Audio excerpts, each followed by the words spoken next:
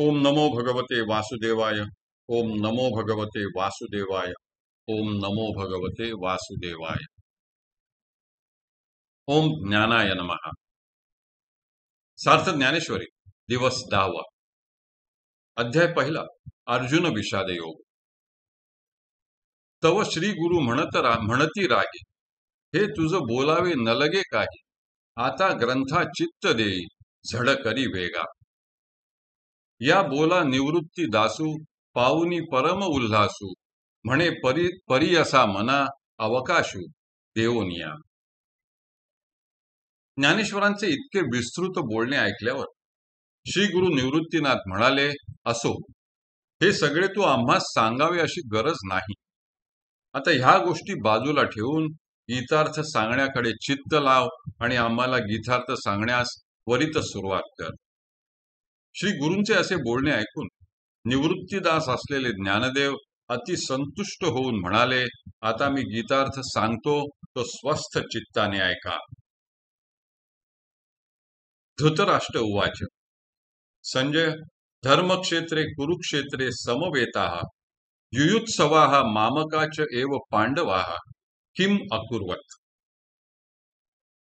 तरी पुत्र स्नेहे मोहितू, धृतराष्ट्र ऐसे पुसतू, म्हणे संजया सांगे मातू कुरुक्षेत्रीची.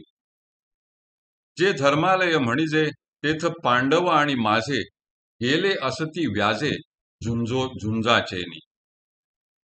तरी तेची येतुला अवसरी, काय किजत असे येर येरी, ते झडकरी कथन करी मज प्रती.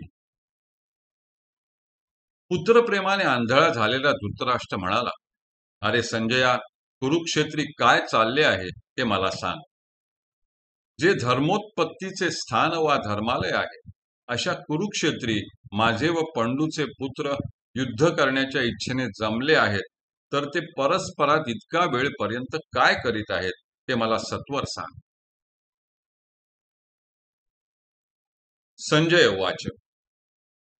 तू तदा राजा दुर्योधन पांडवानिकम व्यूढम दृष्ट्वा आचार्य उपसंगम्य इदम वचनम अब्रवीत. तिये वेळी तो संजय बोले, म्हणे पांडव सैन्य उचलले, जैसे महाप्रळयी पसरले कृतांत मुख.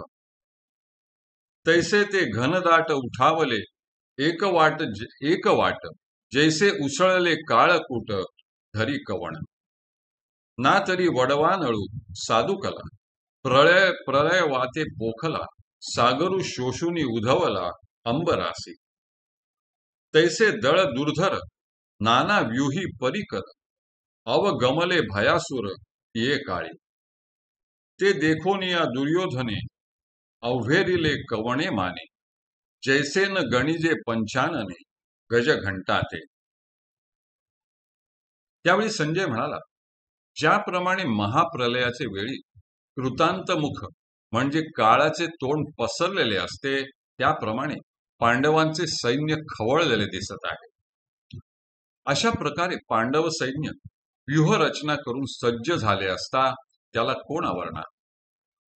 ज्याप्रमाणे काळकूट विष उसळले असता त्याचे शमन कोण करणार, किंवा वडवानल पेटून तो प्रलय वाताने भडकल्यावर ज्याप्रमाणे समुद्रातील पाण्याचे शोषण करून आकाशापर्यंत उसळतो, त्याप्रमाणे पांडवांचे भयंकर सैन्य नाना प्रकारच्या व्यूह रचना केल्यामुळे भयासूर दिसत आहे.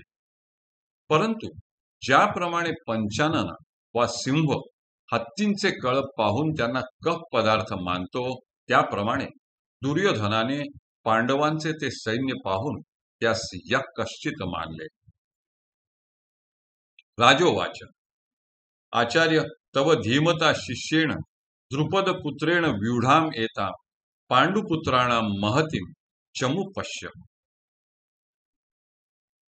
मग द्रोणापाशी आला तया ते म्हणे हा देखिला, कैसा दळभारू उचलला पांडवांचा. गिरिदुर्ग जैसे चालते, तैसे विविध व्यूह संभवते, रचिले आधी बुद्धिमंते द्रुपद कुमरे. जो का तुम्ही शिक्षा पिला, विद्या देऊनी कुरुठा केला, तेणे हा सैन्य सिंह पाखरिला देख देख. राजा दुर्योधन मग द्रोणाचार्यांजवळ येऊन म्हणाला, अहो द्रोणाचार्य, पांडवांचे हे सैन्य कसे खवळले आहे ते पाहिलेत ना. बुद्धिमान असा जो द्रुपद पुत्र दृष्टद्युम्न त्याने या सैन्याची रचना अशी केली आहे की ते एखाद्या चालत्या डोंगरी किल्ल्याप्रमाणे दिसत आहे. ज्या दृष्टद्युम्नाला तुम्ही शिकवून विद्येचे आगर केले त्या तुमच्या बुद्धिमान शिष्याने हा सेना समुद्र चहूकडे पसरविला आहे, तो पहा. अत्र शूराः महेश्वासाः युधी भीमार्जुन समाः युयुधान विराटः च व महारथाः द्रुपदः. आणि काही असाधारण जे शस्त्रास्त्री प्रवीण क्षात्रधर्मी निपुण वीर आहाती, जे बळे प्रौढी पौरुषे भीमार्जुनांसारिखे ते सांगेन कौतुके प्रसंगेची. एथ युयुधानु सुभटू आला असे विराटू महारथी श्रेष्ठू द्रुपद वीरू. या सैन्यात ईश्वास म्हणजे धनुष्य, याशिवाय ज्यांची धनुष्ये खूप मोठी आहेत व जे शस्त्रास्त्रात प्रवीण व क्षात्र धर्मात निपुण आहेत असे महान योद्धे आहेत. बल, योग्यता व पुरुषार्थ यांनी युक्त असे भीमार्जुनांसारखे महायोद्धा युयुधान, राजा विराट आणि श्रेष्ठ महारथी द्रुपद राजा हे देखील आहेत.